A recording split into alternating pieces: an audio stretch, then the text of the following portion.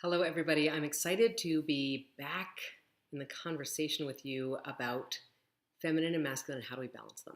And so here's the thing I notice is that whenever I'm bringing a new idea forward, I end up being the experiment. So, of course, this whole idea of how do we bring more feminine, I'm the experiment.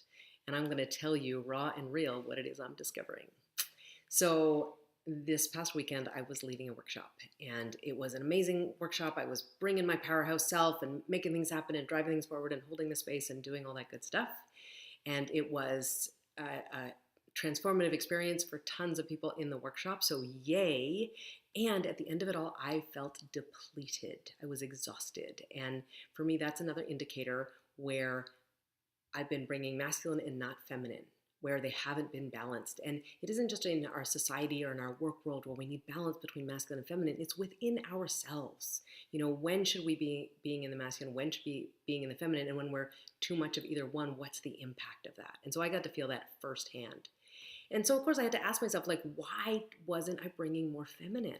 And I realize it's because I'm afraid. I'm afraid that when I bring the feminine, that the job's not going to get done. And I've collapsed that. I've collapsed that masculine is making things happen, moving things forward, getting them done, and feminine is very passive and just kind of allowing and fliffing and fluffing. And so there is a right time for masculine, and that's when I'm at work, or that's when I'm leading things, or that's when I'm moving things forward. But it actually creates its own problems, like my exhaustion that I had at the end of that workshop. The other thing I realized is that when there is healthy masculine, I'm happy to relinquish my masculine and actually be in the feminine energy. But it takes that healthy masculine for me to do it.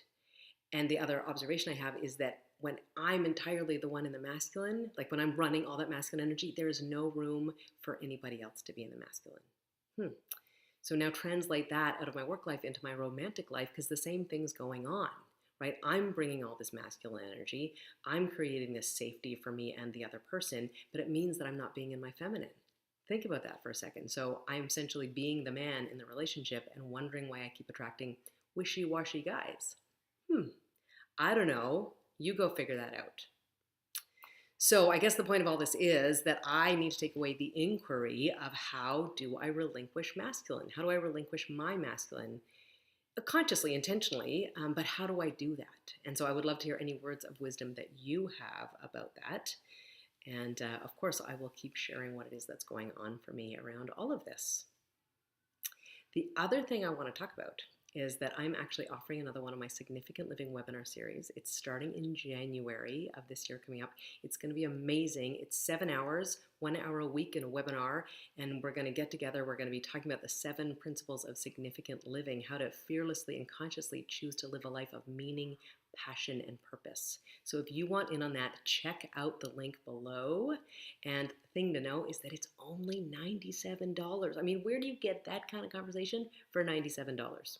So if you're curious, check out the link. If you're not sure if it's for you, drop me a line. We can have a conversation and figure out if, yeah, maybe it is for you or maybe it's not. So I'm looking forward to the conversation with you, and yeah, more to come.